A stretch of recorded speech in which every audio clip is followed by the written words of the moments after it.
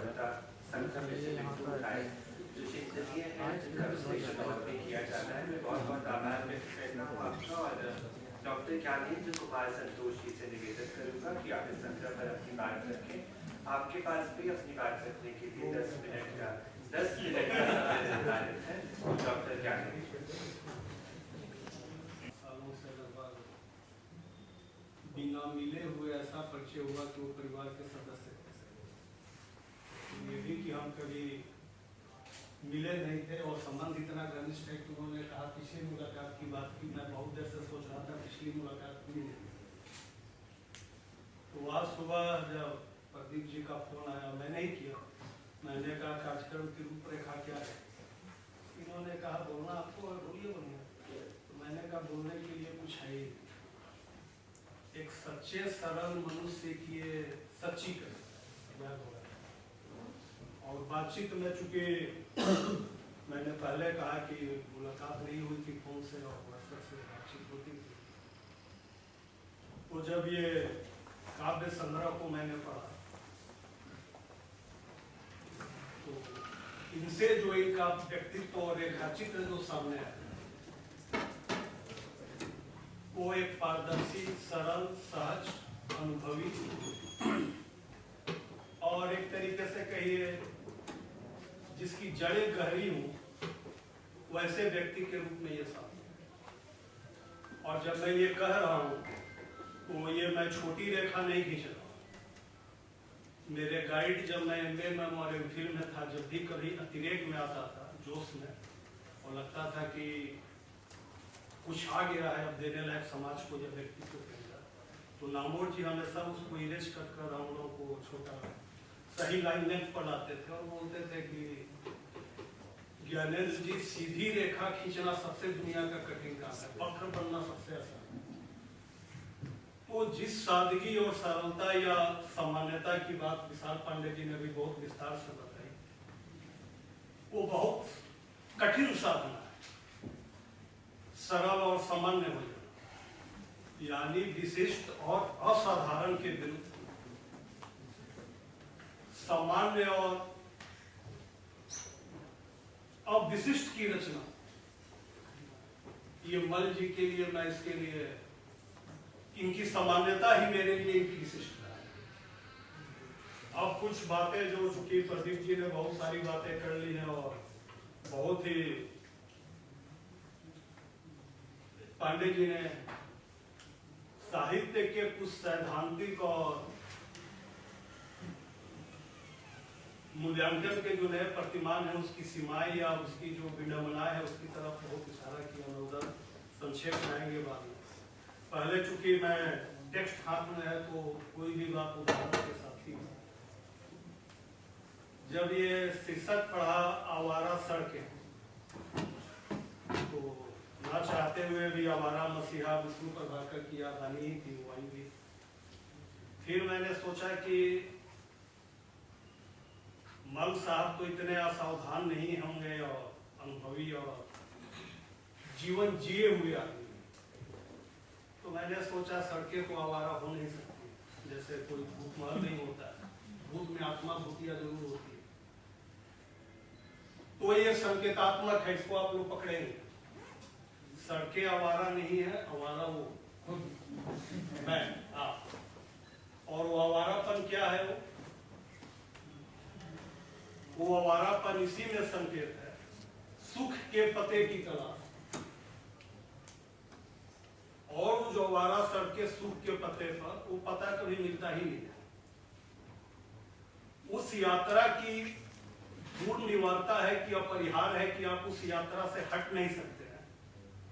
और वो जो चरम सुख की कामना है या जो लक्ष्य है कि वो मंजिल मुझे मिल जाएगी तो सब कुछ पा लेंगे, वो बिल्कुल दुर्योधन और भीष्म वाली स्थिति है, जो स्थिति मन साहब की थी कि सफलता, संघर्ष, त्याग, बलिदान, हिंसा सब कुछ से गुजरने के बाद वो अंतिम बुद्ध सत्य या जो भीष्म का वो शांति पर्व है या युधिष्ठिर की जो मनोदशा है कि अगर वास्तव में आपने संघर्ष से या अनुभव से आप गुजरे हैं, तो जो विशाल पांडे जी कह रहे थे कि इसमें तेवर, नारा या मुहावरे नहीं, उसका कारण यह है कि युधिष्ठिर की भाषा में भी मुहावरा नहीं है, भीष्म के यहाँ भी शांति पर्व में मुहावरा नहीं है, ओज नहीं है, टोन नहीं है, लाउडनेस नहीं है। मर्द साहब के यहाँ भी जो, मैं फिर बता रहा, जीवन में इतनी प्रगाढ़ता, धैर्य, निर्विकारता और जो दृष्टा क्या का जो तटस्थ दृष्टि है, वो तभी आता है जब वास्तव में आप वो मैच को खेल चुके हो। इन कविताओं को पढ़ते में हमेशा मुझे लगा किसमें पीड़ा का भी वो चैप्टर अध्याय है, परिवार भी है, किसान भी है, अंतर्राष्ट्रीय कुछ परिदृश्य भी है, उदासी भी है, बावजूद कहीं भी अतिरिक्त भावुकता या अतिरिक्त आशा या अतिरिक्त निराशा नहीं।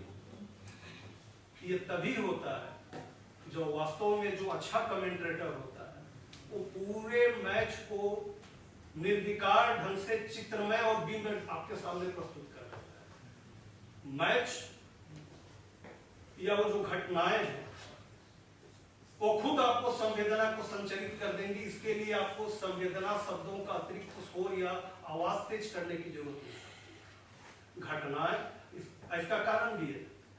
पांडे जी जिस तरफ इशारा कर रहे थे, प्रदीप जी के तटस्थ और न्यूट्रल है, और आधुनिक ढंग की जो विमर्शवादी या जो नारेवादी वाली कविता है उससे अलग होने का जो कारण है वो बहुत महत्वपूर्ण है। इसका कारण है कि प्रत्येक कविता में जो अधिकतर आत्मकथात्मक की है विभाव पक्ष मौजूद है। जब भी विभाव पक्ष यानी संवेदनाओं के उत्स का कारण अगर आप वर्णन कर रहे हैं तो आप अतिरिक्त भावुकता, अतिरिक्त आशा या अतिरिक्त निराशा से आप बच जाएंगे, क्योंकि वो जिंदगी का अनुवाद होता है। और जिंदगी कैसी भी हो वो अतिरिक्त आशा में या अतिरिक्त निराशा में नहीं, वो चलती है, आप उसके दृष्टा होते हैं। और जो अधिकतर नारावादी कविताएं हैं या ओज वाली कविताएं हैं या काल्पनिक दुख वाली कविताएं हैं या उर्दू गजल की ही बात कर रहा हूं, आप लोग देखिएगा उन अतिरिक्त भावुकता या अतिरिक्त जो कलात्मक कविता है उसमें विभाव पक्ष लगभग शून्य होता है। बिना विभाव को गायब किए हुए आप बहुत कलात्मक या बहुत व्यक्तिगत या बहुत भावुक नहीं हो सकते। और जो भी वो प्रेम कविताएं भी, उन प्रेम कविताओं में भी तटस्थता या एक उचित दूरी इसलिए है कि वो घटनाएं वास्तविक है, वो घटी हुई है, इसलिए वो नियंत्रित है। ठीक सरोज स्मृति की तरह बहुत ज्यादा बहुत संवेदनापूर्ण कविता है, लेकिन अतिरिक्त छायावादी भावात्मकता इसलिए नहीं है कि वो घटना सही में घटित हुई थी, दृष्टा था, और उससे एक कलात्मक और कागज दूरी लेखक में मौजूद है विवेक के साथ। इन्होंने बहुत अच्छी बात की, मैं बार बार दूसरे को ही पढ़ता रहा हूं, मैं मौलिक कुछ बोल नहीं रहा। इन्होंने एक बात की, क्या नाम इनका, सुब्रा दुबे जी, वो जो लयात्मकता की बात थी वो बहुत महत्वपूर्ण। इसमें अपने आप को दो विद्वानों को कोट करके अपने आप को बौद्धिक दिखाने की जरूरत नहीं है, लेकिन ये सीधा सा तथ्य है कि कविता की सबसे विशिष्ट पहचान जो है, जो गद्य से उसको फर्क करता है, जो आधुनिक समाज शास्त्रीय विमर्शवादी और राजनीतिक कविताओं में कविता सब कुछ है, केवल कविता वो नहीं, वो समाज, राजनीति, वो सब कुछ है। मल जी की कविताओं में जो ये लय वो किसी भी कविता में ढूंढी जा सकती है, तो उस लय को पकड़ा जा सकता है। उन्होंने कविता को कोट भी किया, रे माई, क्या नाम था, हे माई, अरे माई करके, वो बिल्कुल मुझे खुसरो वाली, वो लोक धुन भी है, और वो खुसरो का वो पिया के संग वो मिला, वो कुछ आप लोग पढ़िएगा, चाहो तो समय बर्बाद कर सकता हूँ। तो ये जो वो जिन्होंने, प्रदीप जी ने बहुत अच्छा वो कोट किया, लेकिन वो प्रतीक नहीं है। वो जो रेल वाली बात बता रहे थे, पटरियों पर वो कुर्सी पर बैठ कर इंतजार है, बहुत गतिशील मार्मिक और चित्र भी और बिंब भी है, दोनों है। वो बिंब धर्मिता भी है लेखक की, और बहुत गतिशील बिंब है, और चित्र चूंकि यथार्थ में लड़की भी वहां है तो वहां चित्र भी है और अप्रस्तुत रेल दोनों है। तो ये कलात्मक कई जगह में यह रेखांकित कर सकता, लय, चित्र, बिंब। प्रतीकात्मक में तो मैंने पहले ही कहा कि अगर इसमें केवल लिख दिया जाए आवारा और सड़कें, आवारा सड़कें भी चीज, दूसरी बात की न चाहते हुए भी परंपरा का एक जो होता है असर या प्रभाव, और हर बड़ी रचना में वो परंपरा से उसका आवारा सरके में मुझे बताया, मुझे प्रभाकर और शरद की याद आई। एक इन्होंने जो कविता पढ़ी, एक टुकड़ा सुख, तो मुझे निर्मल को सब लोगों ने पढ़ा होगा, एक चिथड़ा सुख। वो परंपराएं ऐसे जुड़ती हैं, अचेतन रूप में आपके साथ मौजूद है। दूसरा जो मैंने इसमें देखा, जो प्रदीप जी ने शुरुआती वक्तव्य में ही कहा, इन कविताओं का वो कबीर वाली जो कविता है कि कबीर में प्यार हो, जो आपने पढ़ा भी था, वो प्यार की एक तलाशी जिसमें ये कबीर, और ये प्यार केवल एक प्लोटोनिक हाईवे नहीं है, वो रियल आत्मकथात्मक जीवन में उसकी जड़ें मौजूद है। लेकिन वो किसी विशिष्ट या विरल व्यक्ति का वो प्यार है, ये जीवन नहीं आत्मकथात्मक अंश सकती है। चूंकि मैंने फिर कहा, जिसको साधारणीकरण बोलते हैं, साधारण बना देना असाधारण को, और वहीं आप सामान्य हो जाते हैं, आप सबके हो जाते हैं। उन प्रेम कविताओं के बिल्कुल निजी अंश को उसका पर्यवेक्षण इतनी तटस्थता से किया गया है कि भाव अंदर को तरल है, ऊपर वो बिल्कुल लगेगा कि वो हमारा आपका सबका वही विश्वविद्यालय था, वही प्रेमिका सामने बैठी हुई है, वही घर से जाति पाती या कैरियर टीटी होना, मेंस न होना, फिर प्रेमिका का टूट जाना, लाइफ में सफल होना, और अंत में सुनता है कि उसके बिना कुछ बचा नहीं। सफलता, प्रमोशन, नौकरी चाकरी, फिर शिखर पर रिटायरमेंट, और अंत में किए तो इसकी तलाश तो था ही। ठीक वही बुद्धि की तरह कि तमाम उस महाभारत से गुजरते हुए अतः कि हम शून्य की स्थिति है, लेकिन वो शून्यता भी वैराग वाली नहीं है, इसलिए कि वो आदमी जीवन में उसकी जिम्मेदारियों का एहसास है, दुख का कारण है, इससे निवारण नहीं है, लेकिन इससे मोक्ष भी नहीं है, इसमें रमना है। इसीलिए मैंने कहा ना अतिरिक्त निराशा है ना अतिरिक्त आशा। और इस कविता की जो सबसे खास बात हुई है, इसका सामान्य होना ही इसकी सबसे बड़ी विशिष्टता है। और पांडे जी ने कहा, चूंकि मल्ल साहब अब आप हमारे जैसे छात्र नहीं हैं, आप वरिष्ठ हो गए हैं, तो अभी इसका अगला एडिशन जब आए तो इसमें कारक लिंक और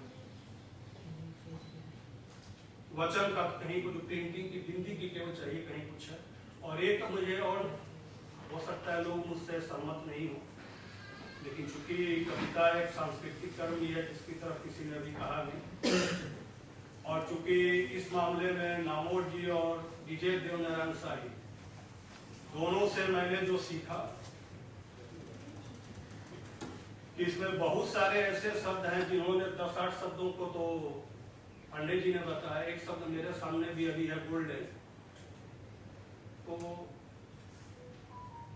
जब किसी रचनाकार की तारीफ करनी होती है तो हम लिखते हैं कि अंग्रेजी और विदेशी भाषाओं के प्रचलित अप्रचलित शब्द बिल्कुल घुल मिलकर काव्यात्मक ढंग से कविता में रच बस गए हैं, आइए हम तारीफ करते हैं।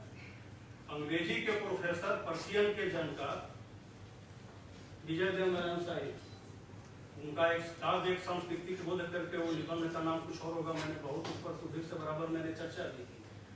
उन्होंने कहा था कि काव्य यदि एक सांस्कृतिक हस्तक्षेप है, उसकी सेवा है, और आप एक संस्कृति कर्मी हैं, तो आप उधार के माल से अपना काम न चलेंगे। ये आपका नैतिक दायित्व बनता है सभ्यता उस संस्कृति के प्रति, यानी आपकी भाषा के प्रति, कि आप उन शब्दों का पर्याय खुद से गढ़े रचें, न कि आप सामान्य पाठक या केवल आप सामान्य सांस्कृतिक भोक्ता नहीं, स्रष्टा नहीं।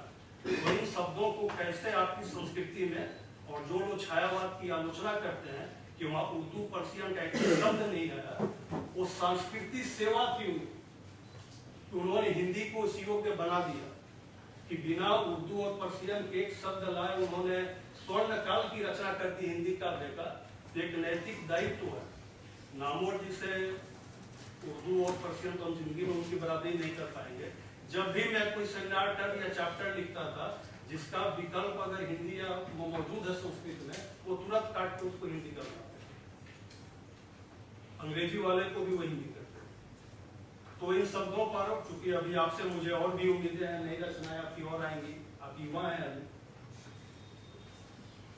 और आप रचनारत रहेंगे, तो ऐसे शब्द जो बहुत सारे आए हैं उसका बदले में क्या हो सकता है करने पर और फिर से आपको आप अपने व्यक्तित्व की ये सरलता और ये रचना धर्मिता बनाए रखें। ईश्वर आपको आयु और सुख प्रदान करें, जो कम से कम नहीं है, जो भी एक चित्राई है वो मिलता रहे।